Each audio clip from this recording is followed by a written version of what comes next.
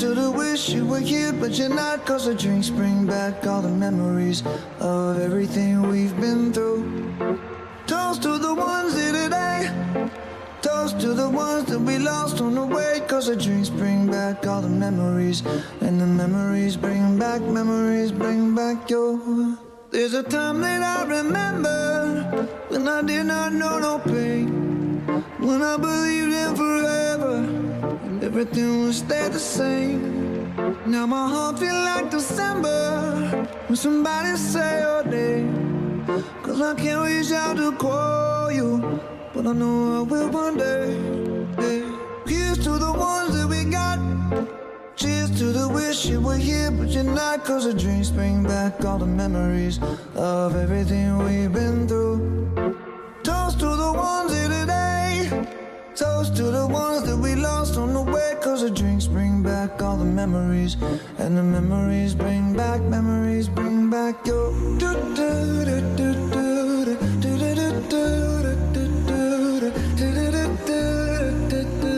Memories bring back your. Memories bring back your.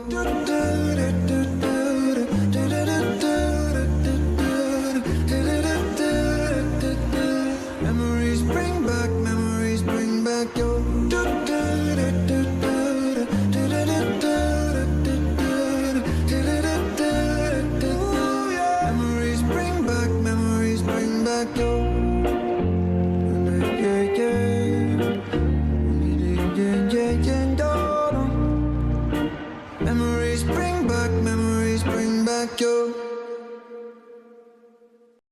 Ultimately, the purpose of grief is to transform that denial into acceptance. So that's what it's for. But anger isn't wrong. Anger is not wrong at all. Anger changes things. Anger changes the world. Anger created the civil rights movement. Anger created feminism. Anger caused Jesus to overturn the money changers' tables, right? So anger is a powerful thing, and if the Son of God is entitled to be angry, then so am I. But yes, it is. It's indeed a memo that I haven't picked up. It's an alarm clock that won't stop until I wake up to my power to accept or change the world around me accordingly. Sometimes I'm angry about things I can't change, and I feel helpless in my lack of acceptance. But if you're alive enough to be angry, there's something to celebrate, okay? One thing's for sure, if you're angry, you're alive. So God is this infinite mother that contains all that we've ever needed, right? So when I know this, I know that I need not offer any bargains. Love is unconditional.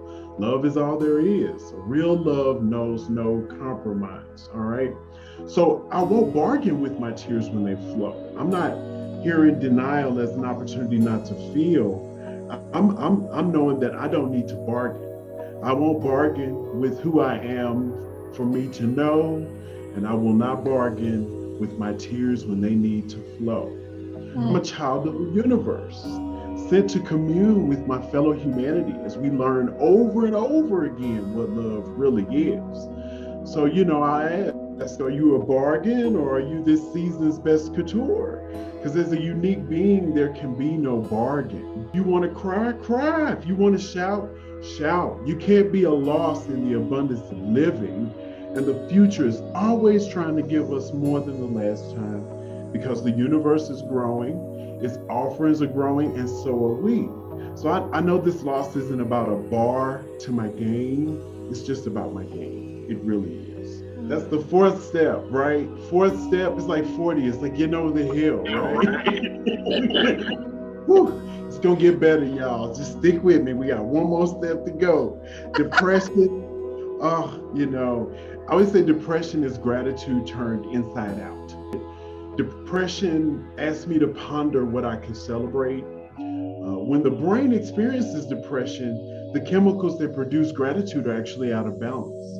But when they come from the mind, we experience loss. And this unintended change seems to leave our minds behind a step or so, and we struggle with what just happened. It can take us out of the present moment into fear about the future as anxiety or regrets about the past and self-hatred, right? So being in the now means embracing the gifts of the present moment. Being in the now means I'm willing to accept this next experience. It means I'm moving through life and refusing to be stuck or bored with fear and regret.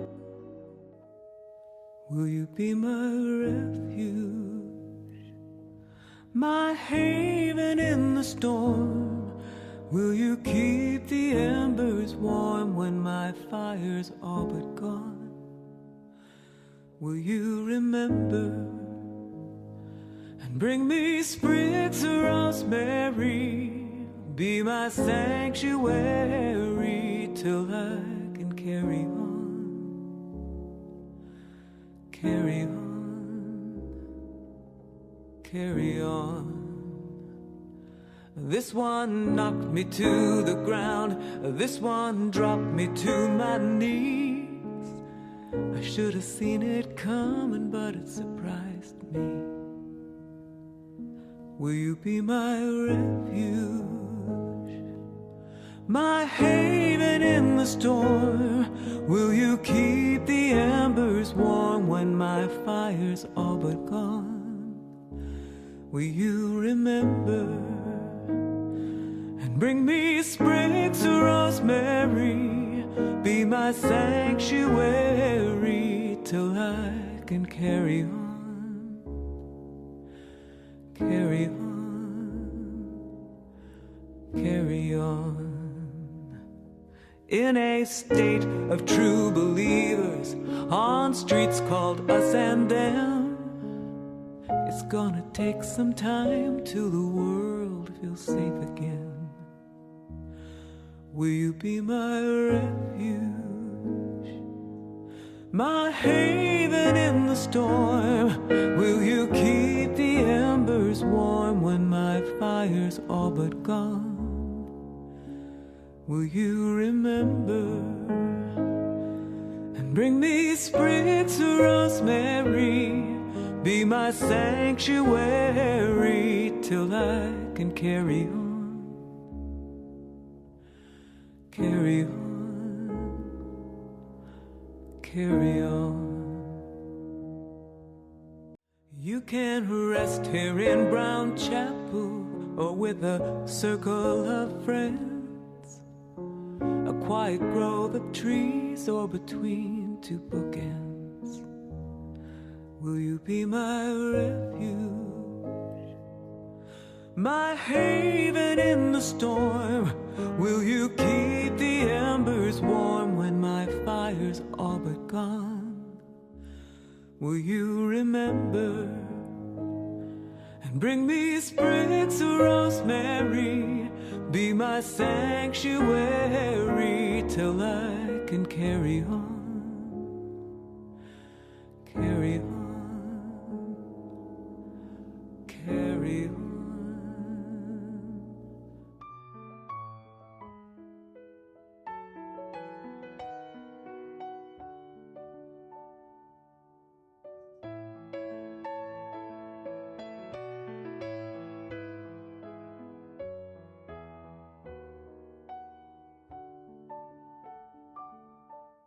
Let's take a poll. I want you to hit thumbs up if you're on Facebook, or just say yes in the comments if you're watching on YouTube.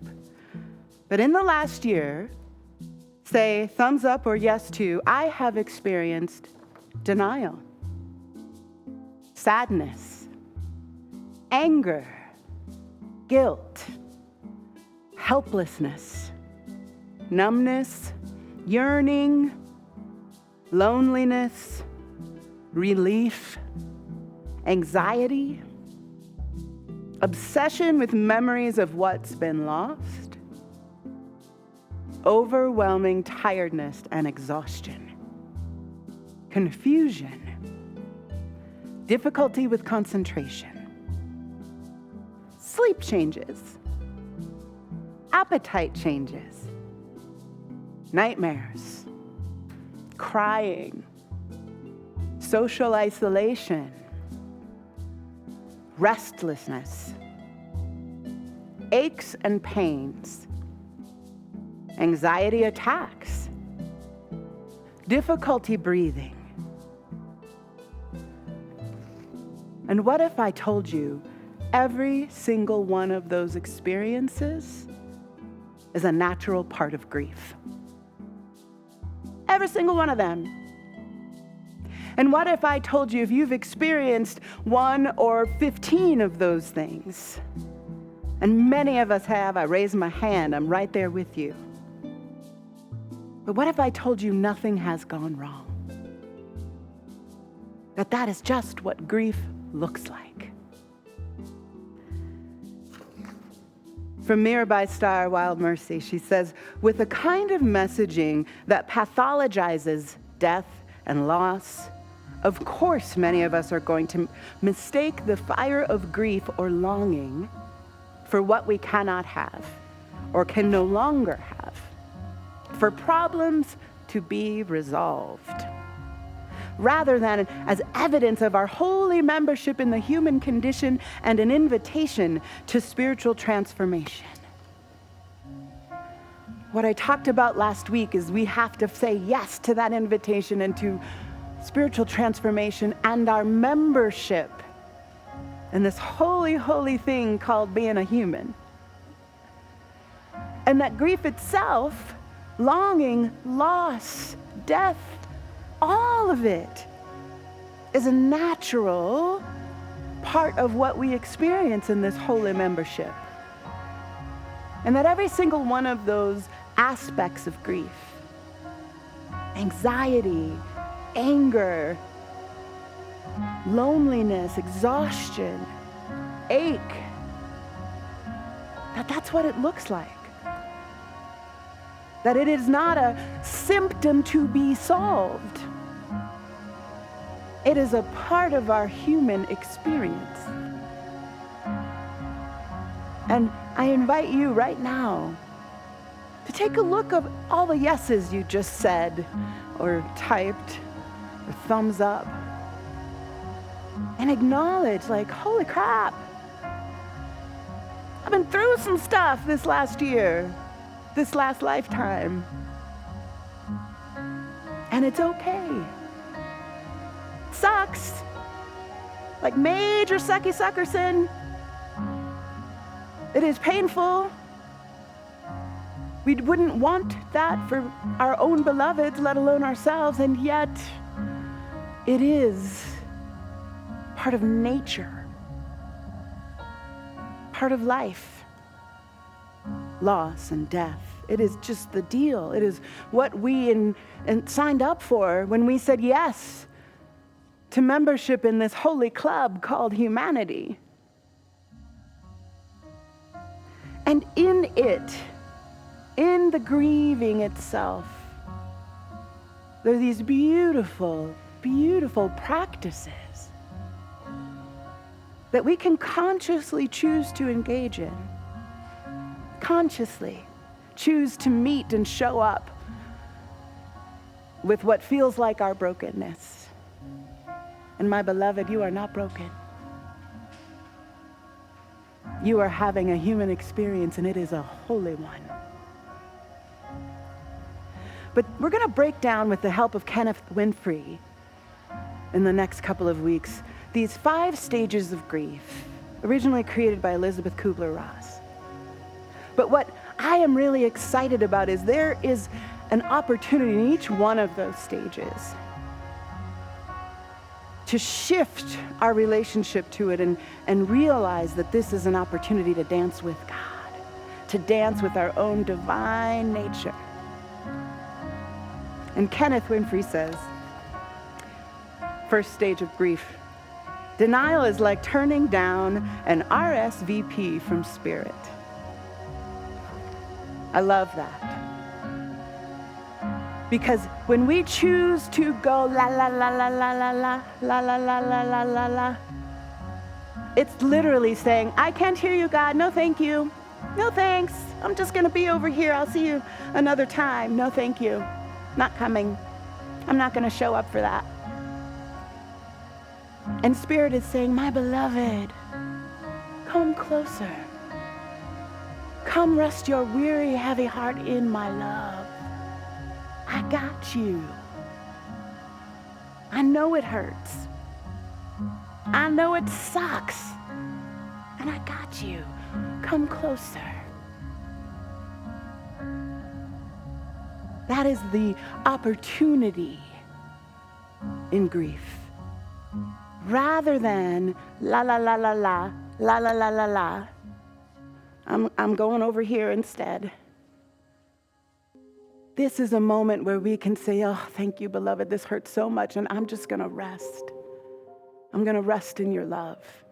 I'm gonna rest in the love that is ever present, always available, with the faith that I will be held and carried, even when it feels like everything has fallen apart. Kenneth went on to say, anger is a memo from spirit that I haven't read. It's an alarm clock that won't stop until I wake up to my power to accept or change the world around me. I love this because a lot of us have been raised, we live in a culture, especially women or feminine folks, anybody on the gender scale who identifies as feminine. We've been trained that anger is like not okay. Pissed offedness is somehow to be avoided. And I love the invitation that anger gives us. As Kenneth says, it's an opportunity to wake up, to allow rage itself to wake us up to what we have not accepted or what is unacceptable and needs to change. But if we don't allow ourselves to be pissed, we don't allow ourselves to shake our fists at what is happening, we will not take that next step into, oh my God, there is something in me that I am absolutely in resistance and I don't want to accept. Or there is something in life that is flippin' unacceptable. And I am going to allow this anger, this power that is also God, to move me towards change. And sometimes that's a very internal experience, right? Sometimes we just have had enough with our own selves. Sometimes, like in this last 12 months, when things in our lives have simply been taken from us, when the distractions and the busy have fallen away, crumbled to the ground, and we are left with ourselves. I don't know about you, but some of that has been really hard to be with. Sometimes my own behavior, my own stuff that is now unavoidable because all of those distractions and busy have been taken from me, now I get to be pissed at my own choices. Damn it.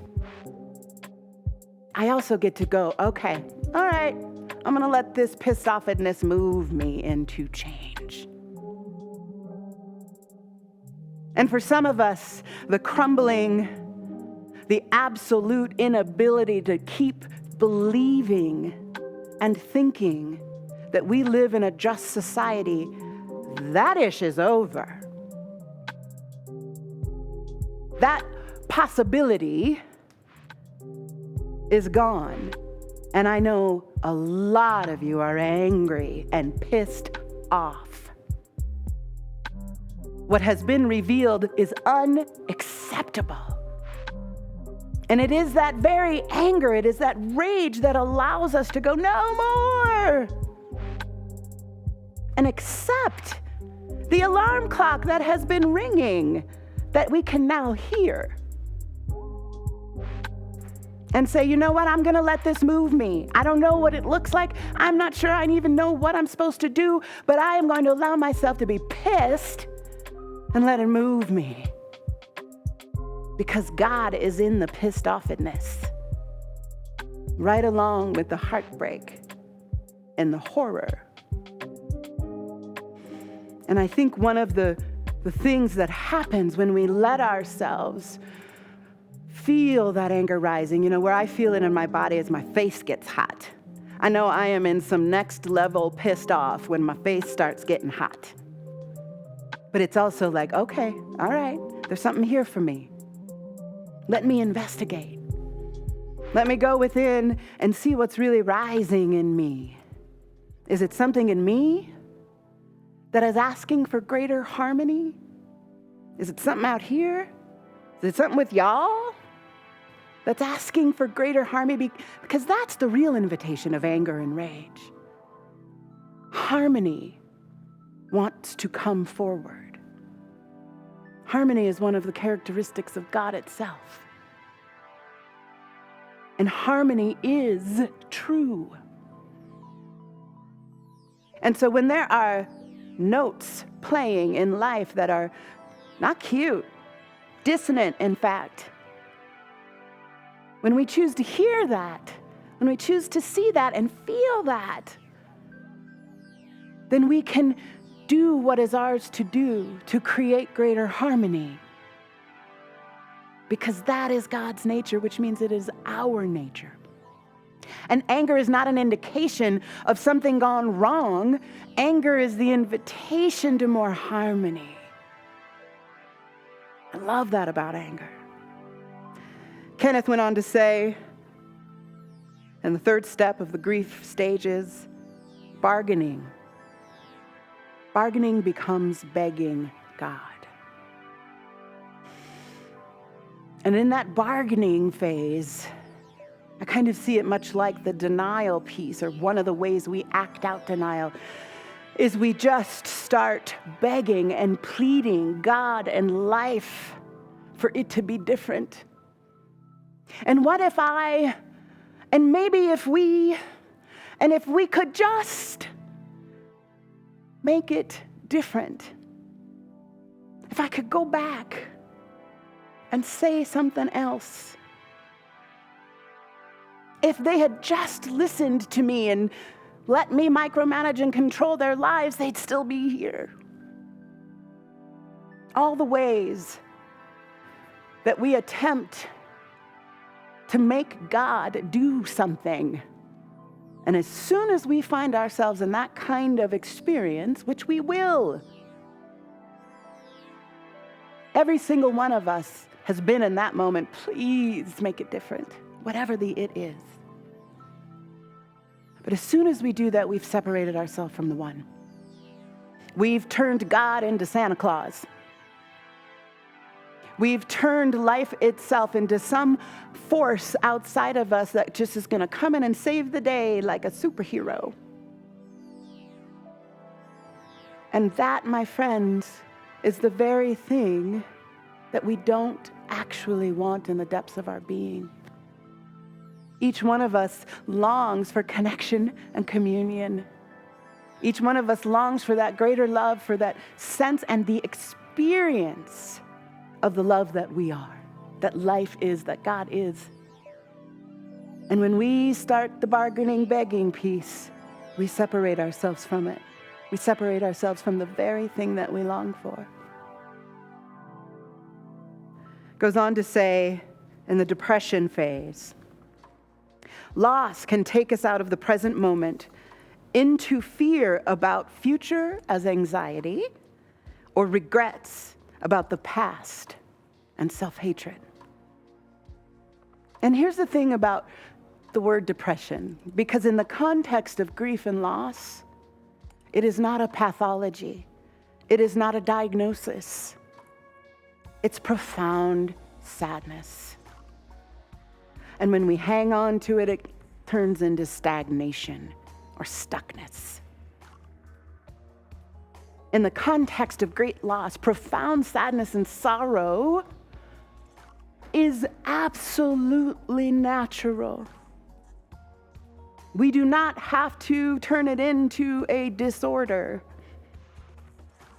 Out of the context of loss and grief, and we're experiencing that kind of stagnation and stuckness, then we have a duty to ourselves to seek out treatment, to seek out professional help. Because we deserve to experience our wholeness. And sometimes that wholeness looks like depression. But here's the thing. We can't get stuck there.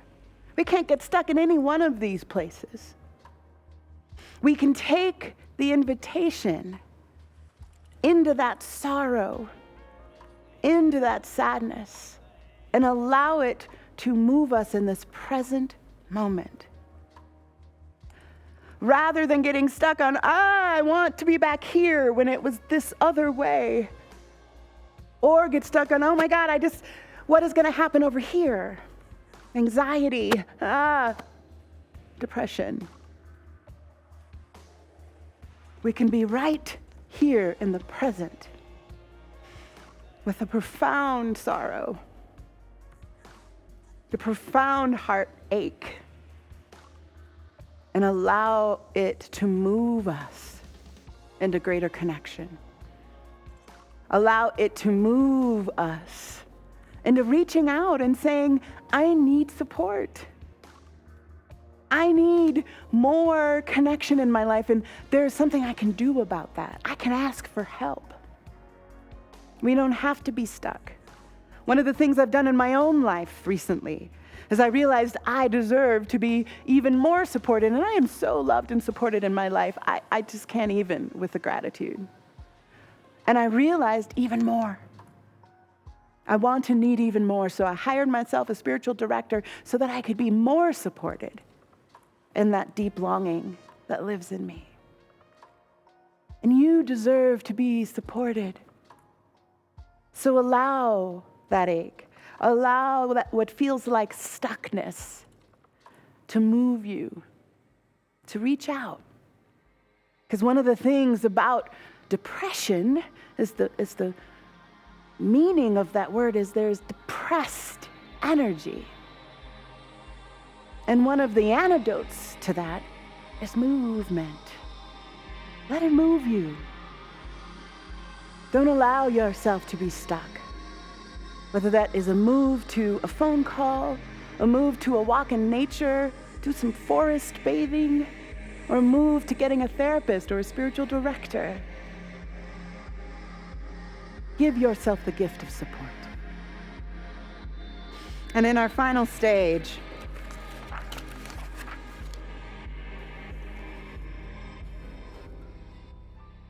acceptance,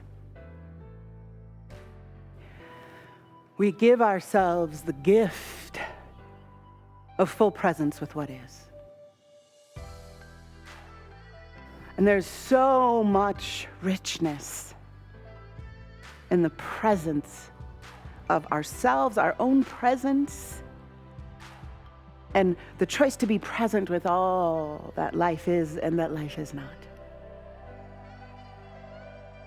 You know, and the thing about these steps is they aren't linear. It's not like, oh, I'm going to go to this one place, and then I'm going to go to this next place, and then I'm going to go to the place, and to the place, and then it'll be done. We're going to be sad, and we're going to be pissed off. We're going to get stuck. We're going to beg. Then we're going to be okay for a minute. And then we're going to be pissed off, and then we're going to beg, and then we're going to be sad, and that's all the natural part of the process. So you get to be compassionate with yourselves and realize that you are having a wholly human experience, and so is everybody else. It has been one of the most profound things in the last 12 months to be on this planet in a moment where the entire globe is grieving at the same time. Whoa! Whoa, it's been heavy and profoundly gorgeous. And what has risen through the ashes of what has burned away. And you, my love, are a critical, beautiful piece of this perfect collective unfolding. So please don't rob the rest of us of your presence. Because God is showing up as you and me and them. And it's what makes it all so beautiful. Sometimes all we can do is rest and wait while we're held between the ecstasy and ache. Don't give it a name, but perhaps a poem, a dance, a painting, or a clean living space. Trust in its work, for it is the complex magic of being you. Oh, thank you, Tanya Markle, author and AKA Thug Unicorn. All of this, whatever it uniquely looks like as you, it's part of the revealing of the magic of you that can only happen as you and through you. So allow it, dance it, sing it, pray it. Whatever that is for you, give it voice, wrestle with it, because it is part of the great revealing. And I am so excited to watch as this blossoming for each one of us and us collectively continues to unfold. So write it down, voice it, dance it. That's your homework this week. And I'm going to ask you to pray this with me, and I will also make this prayer available. There is only one, the one I call Spirit, known by many names: Allah, Mother, Father, God, the Absolute, the Divine. All the names pointing to the one. And what I know about the one that is fully here right now in all of its harmonious, joyous, perfect, and mysterious beauty. So I lean into that one and I rest in the power of this holy love. And I know that this love itself is all the capacity I need to meet this grief, to meet this pain and sorrow, and let it break me open into more of what is true. And in this very breaking open, I open myself to the ache and the joy that is present, the solace that is present, the beauty that is never missing, and I allow it all to nourish me and to carry me. It is good, it is well, and I let it be. Amen. And so it is.